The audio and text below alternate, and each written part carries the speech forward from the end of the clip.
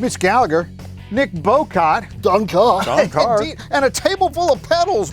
What could be more fun? Guys, let's bust some myths. You can't do that on a pedal board. Let's bust the first myth here. First of all, you can do whatever you want on your own pedal board, right? Right. Secondly, we don't even have a pedal board. We don't even have a pedal board. A minor point. A minor point.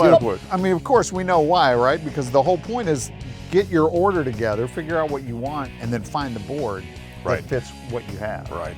And to your point, it's not like you're going to hurt anything by plugging things in different orders. Nothing's going to blow up. We're not going to, we hope. What's that saying? One man's meat's another man's poison. Something like that, to me, it's true about pedals, because just like music, there's guidelines, but sometimes you can go outside the guidelines and create something magical. And if it sucks, don't do it again. But especially if it's intentional, right? You kind of know what you're doing. Yeah. You have a little bit of knowledge of why this does work or why this doesn't work for you. So yeah, man, let's figure it out. Let's do it.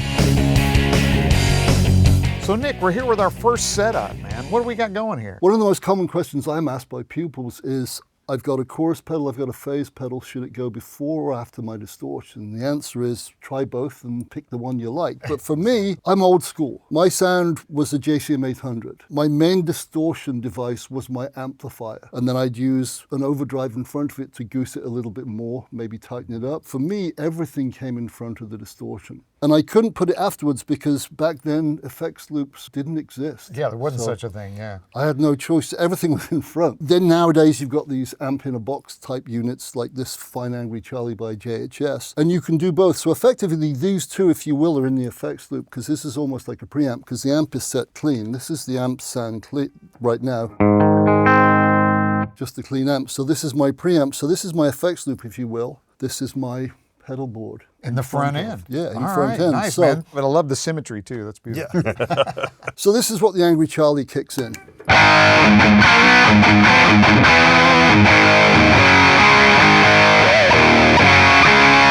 Pretty damn good, I would say. Yeah. Straight up, man. I was never into phases, and then that Eddie Van Halen guy came out. Change everything. And hence the stripy one there. And it's on the script logo one with the rates set between, say, 9 and 10 o'clock, which was his setting.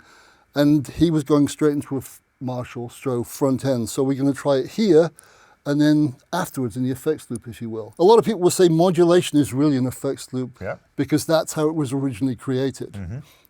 In the studio, like flanging with the old George Martin touching the flange, all that sort of stuff, So this is the Eddie way, played badly.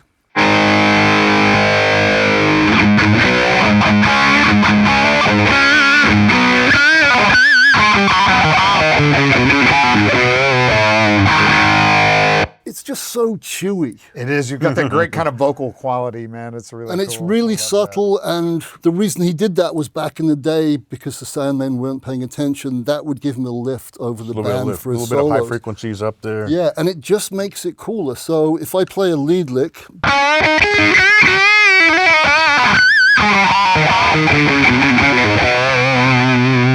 so now we're going to do the exact same thing, allegedly, but this time with the phaser post gain.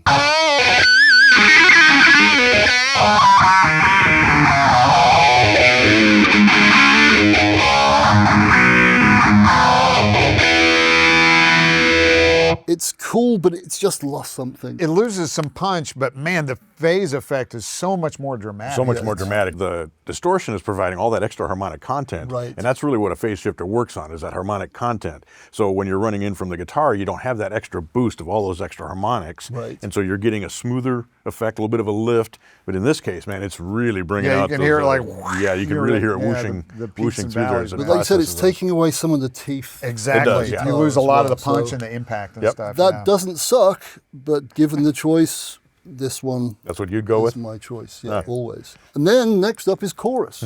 More of the same, allegedly. So I was good friends with a guy named John Thomas, may he rest in peace. He was a guitar player in Budgie. They toured with Ozzy Osbourne on the first ever UK tour with Randy Rhoads. John and Randy became really close. When his pedal board broke, John helped him get it fixed.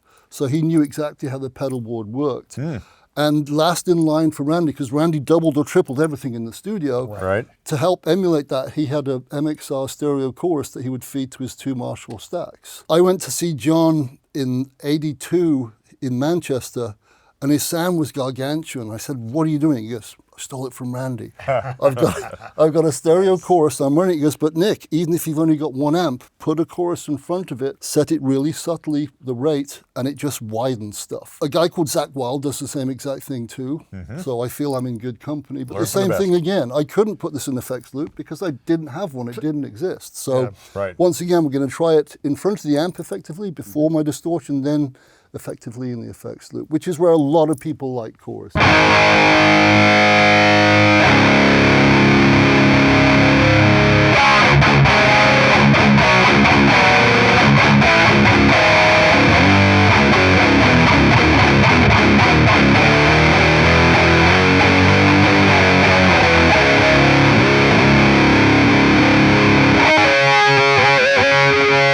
That's really subtle, but it widens it, and I love that. I use that. I abused that shamelessly for years, actually, because even in mono, it works really, really well. So now let's do the exact same thing. I've got the exact same settings. Zach Wild chorus, by the way, a fine device by a fine man. Same exact settings, but this time post Angry Charlie. So effectively, effects loop.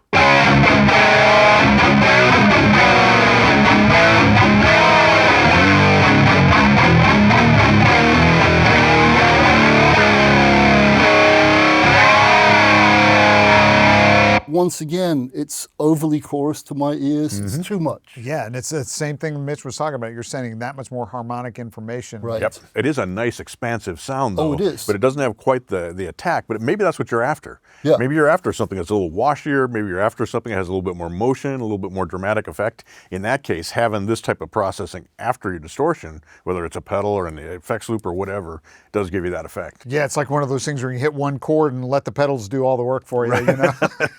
Yeah, well, actually, because if I'm using a regular overdrive, I actually put the overdrive between these two. Once again, because of Randy and John. And Zach does the same thing. To me, it's always got to be phased into distortion, but if I'm using a milder distortion and the amp is clean, which I can have now if I want, because of multi-channel amps, this sounds really cool on chorus because it gives you that expansive stuff. Right. So guys, inevitably, anytime we're talking about pedals, the word buffer comes up, right? I mean, everybody is like, do I need a buffer? Where do I put a buffer? What do I do with the buffer? One of the things that the buffer does is changes the impedance pretty dramatically, which allows for long cable lengths, right? Because as we know, high impedance doesn't love long cable lengths. This is a clear-cut case where high impedance is extremely necessary. Any type of traditional fuzz pedal is going to want to see high impedance, you know? And that's the sound of that. Well, that's just the sound of the circuit. I think it'll be really obvious when I swap the order here, because what I have is this very fine buffered volume pedal from Lele, and I've got that now in the post position. So I'm going vintage style unbuffered fuzz face, then volume pedal. When I swap the order and put the volume pedal first, it's... Is it different? Yeah. Well, let's see. I think you'll see. I think you'll see. Well, okay, so we're going to start with no fuzz face, just clean amp. And now fuzz face.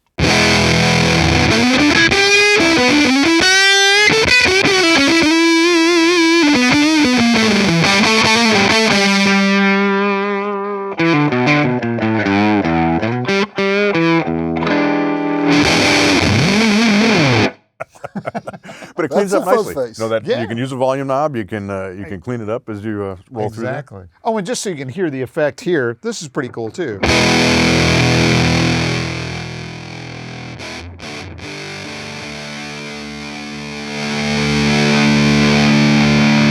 So that tells you how smooth the Lele volume pedal is. Right. Yeah, it's killer. We have swapped the order, same settings on everything all the way around. You can see the volume pedal is still doing its fabulous thing. But see what the buffer does to the input side of the fuzz face.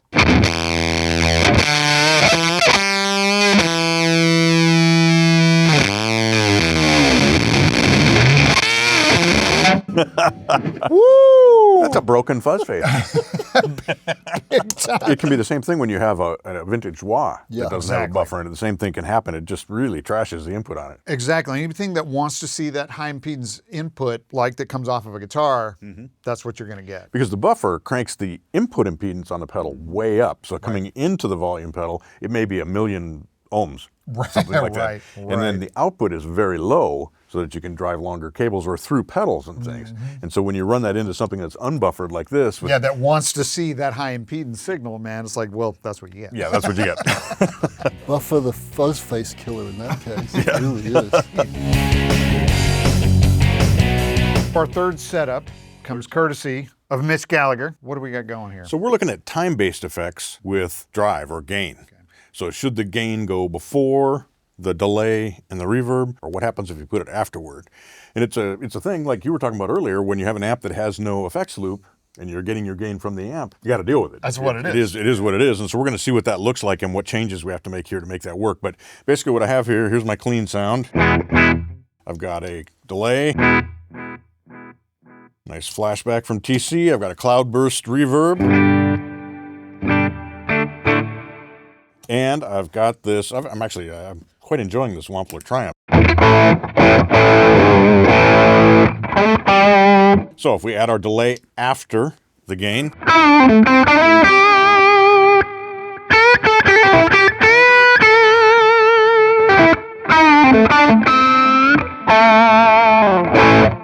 so that's sort of like what you'd have with studio processing, Right. Where you'd have the delay after the distortion. Same thing with reverb, which is the way we normally hear, right? The reverb in the amp.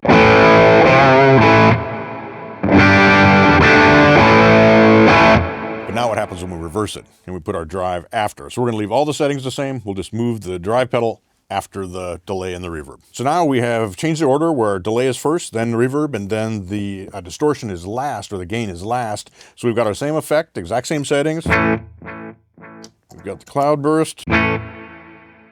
But now the difference is that the distortion acts as both increasing gain, but in the process of doing that, it's also providing compression. That's going to tend to push your peaks down, which means that your lower level signals come up. Right. So let's listen to what happens as those delay repeats Stop should fall away. Right. We hit the distortion. They still do it, but as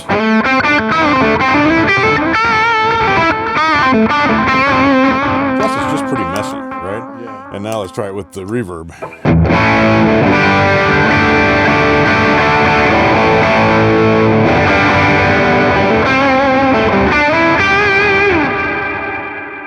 So it is a sound. Yes, it is. We're distorting the reverb, we're Right. distorting the Right. drive. And again, that would be the way it would be if it was an amp without an effects loop. And in that case, what you basically have to do is you got to turn the mix way down. Yeah, you just turn the mix down. What's happening is you're, like you say, you're losing the peaks. So your Right. main part that you're playing, you know, your initial input is not standing out as much. Exactly. So if we drop that back here with the mix control, however, we are still getting distortion on our reverb, Right. which is a little different thing than what we had before. And the same thing here. We can set the mix down on this.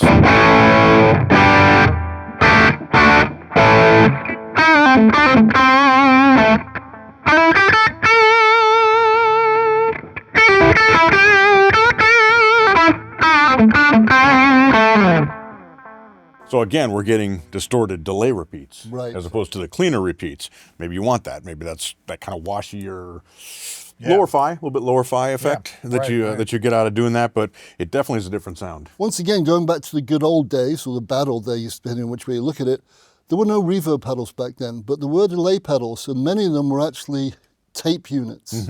And those tape units were great because they were used as preamps. People like Michael Schenker would use a WEM copycat, I believe. Blackmore used a domestic tape and used as a preamp. And Eddie used an Echoplex in front of the amp. Like now I use one of these, which is the UA Orion, which is a tape machine, and you can switch in the preamp and get that distortion as well. So once again, you've got to tailor the mix correctly, but it's really good. Yeah, that lets you drive it in front of it. I think you use it as well, but I've got an EP boost from Exotic that I use. That's basically the preamp from an Echoplex. I know MXR make one as well, so that you can get that tonal effect. Now, there were reverb tanks that you could buy, standalone reverb units. Oh, that's right, yeah, But yeah. you mostly use those in surf music and those, those kind of We weren't things. playing that, so, But they have a sound, again, because it's in front of any breakup that's happening in the amp. I would definitely go for the Triumph in front, though. That's the way I would go to. It's just a little more clarity, but that's just the sound I go for. There's only one thing better than one distortion pedal, folks, and that's kind of three. Distortion, overdrive, and I'm using an EQ as a master volume, if you will. So remember, I'm calling this my amp because the amp is actually clean, so this is my JCM 800 preamp. This I'm using with the level all the way up and the drive all the way down, with the tone pretty much in the middle, just to tighten up the low end and give it more oomph, front ending my pedal in a box kind of thing. And then I'm using this to jump if I want to go to lead. So I've got a master volume amp with 2 master volumes I can foot switch between. Nice. And an EQ shaping as well. Yeah, and I'm doing a subtle, I'm doing a little bit more of a mid hump, pulling the lows down a little bit more, getting rid of some of the highs, just giving me that nice sort of cut through the mix. Yeah, absolutely. To hell with the rest of the band, you're going to hear the solo. So what I'll do is I'll play a riff with this, then I'll kick in this, and then I'll keep playing that, and then kick that in for some lead. Perfect.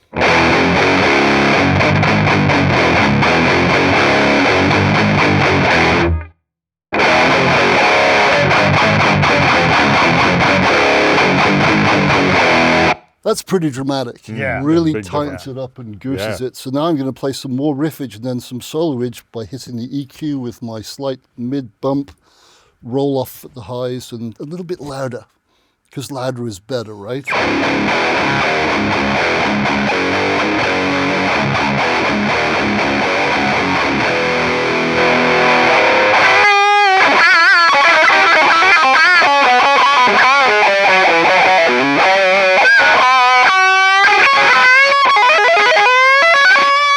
I think people will hear that. Yeah. Yeah, that's gonna cut right through. So I'm curious, if you turn them all off, I'd like to hear what just the super overdrive is doing, or what it's adding to the signal. Good question. So this is with all off.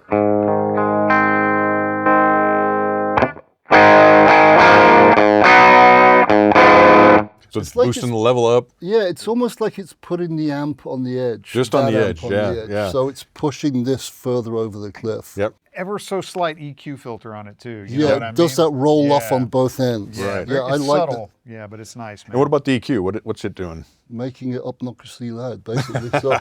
So once again, if we do this.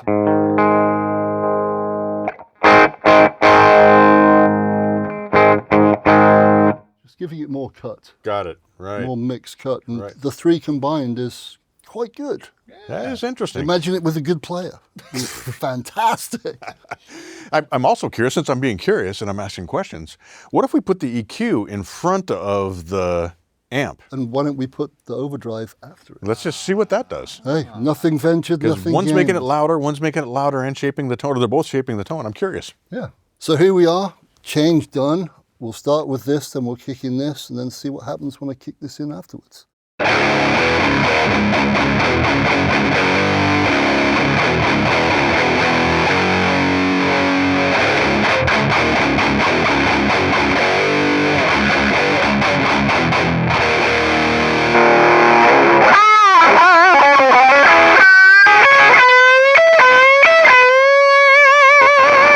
Different than the other way around, isn't it? Yeah, I'd tweak it probably, but that's usable. Oh, it's totally with some usable. tweakage. Yeah. Man, this gets into the whole like gain stacking conversation we were having earlier, where the pedal that's at the end of the chain influences the tone most. Right. Right. Yeah. That little bit of subtle filtering that we heard on the front is super pronounced now. Yeah. So I would probably tweak this and this, but I think this combination could work. It gives you more of a volume boost, certainly, also having that. And of course, you could drive the EQ harder on the output, but it gives you so much control over shaping the input to your amp in this case, or your amp and a pedal. That's a lot of shaping power going on there. The impossibilities are endless, as I like to say.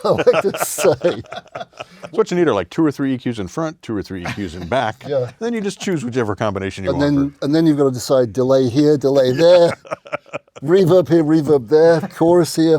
Yeah. In my old setup, actually, so if this was my amp, I used this and I had this at the very end of my pedals, almost as a buffer, just to goose it back up, because I had 7 pedals for a while because I thought I was Frank Marino. I like it. I wasn't, though. All right, so here's something you absolutely can do on your pedal board. You can put your volume pedal wherever you want it, right? The effect is just a little different depending on where it's at in the signal path. Indeed. So we've got it here first, now in front of everything. So it's driving the gain and it's also driving the delay effects. Let's check that out. Okay.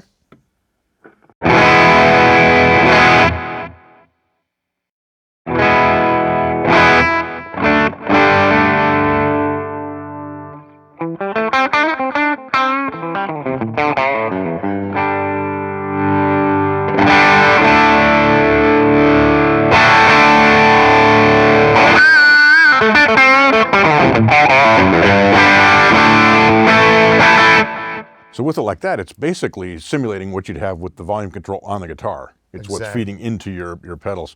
But the interesting thing about that is that if you use it to do volume swells, you're changing the gain as you swell into it. Exactly. It's not consistent gain with the volume getting louder, but you get that dynamic control, like playing into an amp, you know, turning your volume up and down on your guitar. Yeah, I've got friends who go, oh, you don't need to do that. You can use your volume control. There are certain things you can do with that you can't do with the volume control unless you've got a third arm. And especially when you have a guitar that has a single volume control, but you have multiple pickups. If you have more than one pickup on, you can't. You know, if you're blending them or whatever, you need to have that to set exactly. that With a single volume like this, it's really not a big deal. Not a but big deal. Anything with multiple volume controls on it, especially like you say, especially if you're blending pickups. Well, so let's hear what that sounds like as a swell. Let's start with this.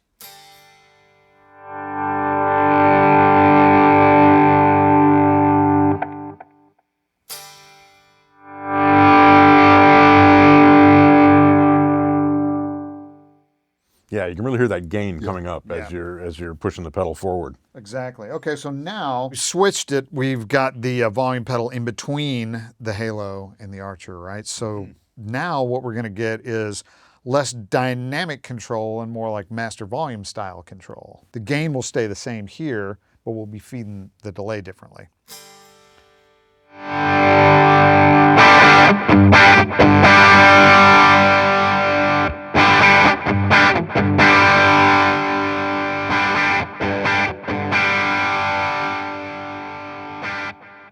So now when you're doing your volume swells, you get the sustain and the compression of having the gain on it first, and then you're just increasing the volume as it feeds into your Halo. Right.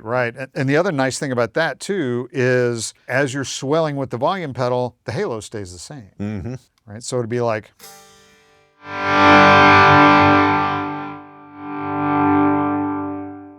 You still get the ambience from the Halo. You still do, and you get the consistent distortion or gain from the pedal. And this is the way I run mine. I think you run yours as well. After gain, but before time effects. But there's one other place you could put it. Exactly. And for version number 3, here we go, at the end of the chain. So a real master volume at that point. Yeah.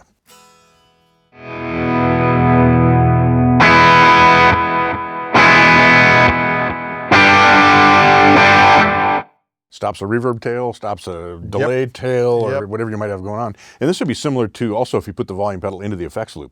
Exactly. On your amplifier, you'd be getting the same kind of a thing as really it's your final master volume control for everything. Yep, very effective that way, especially if you're in a situation where musically you need those hard cutoffs like that. You don't want the tails hanging over. Well, let's talk about compressors. Let's do. Because compressors are one of those pedals that they're really interesting because in the studio we use it for controlling dynamics, right? A compressor basically clamps down on peaks like we talked a little bit about earlier, and that allows you to turn the level up so your average level of everything else comes up. And that gives you more sustain, a more apparent sustain, and smooths everything out. But you can also use it as an effect. Like we're all familiar with the chicken picking thing where you have really heavy compression and it just pops. And it's very snappy. It really adds a lot of snap to it. And you can thicken things up with a compressor. And if you have an attack control, you can accentuate the attack or roll the attack back. And so there's a lot you can do with a compressor. Because of that, it really makes a difference where you place it in your chain. So we're going to look at it today with the compressor in the very front, which is where most of us would run it. Certainly that's where I run my compressor. I use it as both to level the dynamics out a bit, to fatten things up a bit, and also as sort of a boost to just drive things just a little bit more and add some sustain. It could be a clean boost if you just need a volume boost, or it could be a drive boost in front of your drive pedal. Yeah, I use an 1176 Ego. I stole this term from our good friend Brian Kehoe from Dunlop. He says, I use a compressor all the time as a tone conditioner. Yeah? Yeah. And that's what the Ego 76 does. It's set and forget. Right. Yeah. It's got the blend control. Exactly. And I'm playing distortion 99.9% of the time, so a little bit of extra compression doesn't matter. But when I do play clean, that's my safety blanket. Right. So I feel I'm more in control. And you can even use it as almost the way a tube amp will sag a little bit. You can kind of set a compressor up to do that. So it's a very versatile pedal. This is the Keeley compressor. Yeah. And it can do a lot. It's got single coil humbucker settings, and it's got blend control, as you mentioned, and so on. But we'll run it in front of my overdrive, my delay, and my reverb, just to see what that would look like in sort of the traditional way of using a compressor. So this is with nothing on. Now I'm going to sort of overemphasize the compression. So you can really hear it's clamping down and really compressing the signal, making it very obvious. So let's go ahead and turn on our drive. Now if we add our compressor,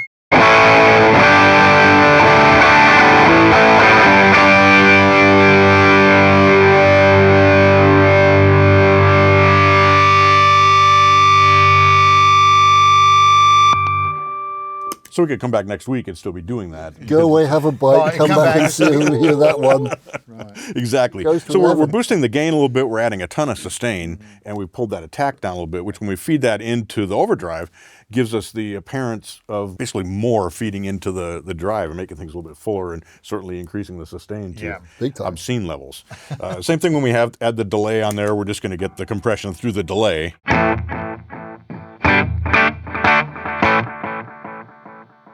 Or the reverb.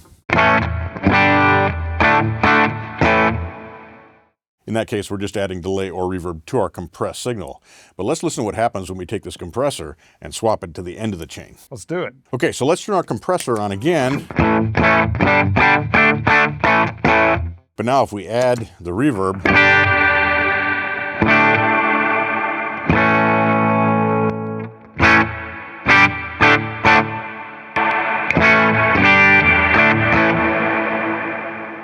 pretty dramatically different, right? Yeah. Man, it's bringing all that information way up. Yep. So if you really want to wash out the reverb level, that's one way to do it would be to put a compressor on the end. Let's do it with the flashback on here for the delay. So it's just not fading. That's the way you'd expect it to, right? Different fade, We're already compressing a bit with the drive pedal, and we're adding all that gain. When we feed into extra compression, let's hear what happens. So if we're over here, let's turn the compressor on.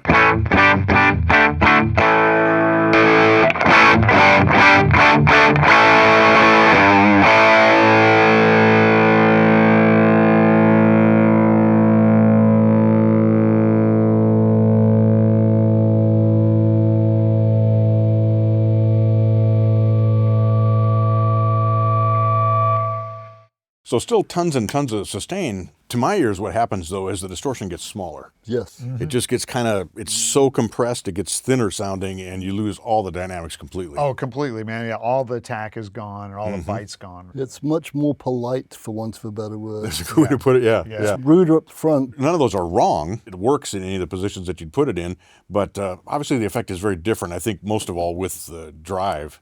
As far as the overall result. I mean, because you could adjust these again, you could set the mix control and all that kind of stuff. For what it's worth, I've actually used that combination with the compressor after a gain pedal, especially a lighter gain pedal. So you kind of get that little lift from it with less gain, and you also get less attack, so you can kind of crank it up a little more and get a little more out of it, but it stays, in Nick's word, polite. Yeah, you're using it more as a a shaping. really kind of super smooth compressed distortion. Yeah, and I have to again say that we're running that compressor pretty hot. Sure. Probably, yeah, you are. Sure. It's very audible, and that's the point, so you can actually hear the compression, because it's not an easy effect to hear when you're setting it up subtly. Lots of possibilities there, but I still like it in front best. Yeah, me too. Yeah, that's where I leave mine. But if I'm using a wah, I put it after the wah, not before. Okay, speaking of wah.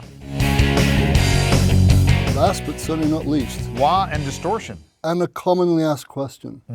Dating back to Hendrix, right? Yeah, and Jimmy was always wah, it was, in his case it was fuzz, but he was wah into fuzz always. And as the saying goes, if it's good enough for him, darn it, it's good, more than good enough for me, because I am not worthy. There are two definitely distinct sounds when you put distortion before it as well. So if you could be my foot, please, Don. I'm happy to be your foot.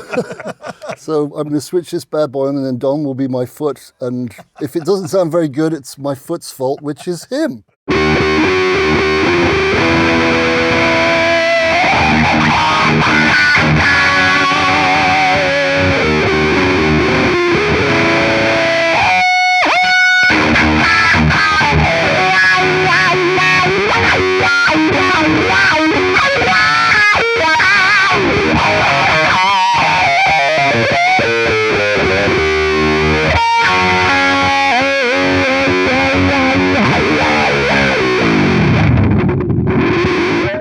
Good enough. We almost got coordinated there. Almost. So that's the traditional setup, Yep. obviously. So let's flip it, shall we? Change done, folks. So now we're going to wash, rinse, repeat. Don, please once again be my foot. I got you, and man. I will be the schlocky one-legged guitar player. So here we go. Once again, distortion in front of wah.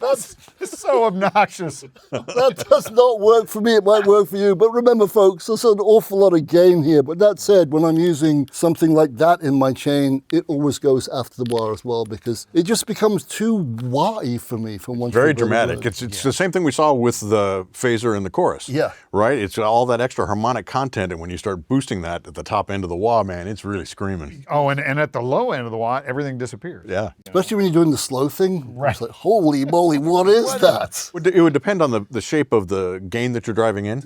Of course. You know, if it was a fuzz face going in that doesn't have so much top end to it, Right. it might be different. So you have to experiment with that to see what the result would be. Yeah, remember, nothing is right, nothing is wrong, whatever you like is best. And remember, Tom Morello uses one of these darn things in the effects loop of his Marshall. And guess what? He sounds really, really, really good. Can't argue with the results, man. Yeah, Yep. exactly. If it ain't broke, copy Tom Morello. Guys, this has been a lot of fun. There's a lot of sounds there, a lot of possibilities. So if you have 3 EQs in front, 3 EQs after, 2 wah pedals, 2 compressors, And at 3 least volume 2 phase pedals, shifters, maybe 3. I would go with a that'd be the perfect pedal board. And 18 overdrives, distortions, and fuzzes. Yeah. And the cool thing is, we've only barely scratched the very, very surface. This is a huge rabbit hole. Exactly. We haven't even like changed settings to try to accommodate some of these differences, but the point is experiment, right? And just see what works for you. I think that's really the takeaway here. Right, you're not going to hurt anything, Right. except one one thing exception. we talked about. One That's exception, right. yeah. That's yeah, right. you want to make sure you have the right power feeding. So, you know, be a little careful with Yeah. that. If something takes 18 volts, something takes AC versus DC, whatever, Right. be careful of that. But audio-wise, cable-wise, connecting pedals together, you're not going to hurt anything. Yeah, So, exactly. plug away. Yeah, indeed, man. It's more fun that way. Right? Well, you might hurt your ego if someone's listening and goes, what's wrong with you? But Hey, everybody. Thanks for watching. And if you have any questions about any of the pedals we've been using here, make sure to contact your Sweetwater sales engineer or check us out online at sweetwater.com. Thanks. see ya.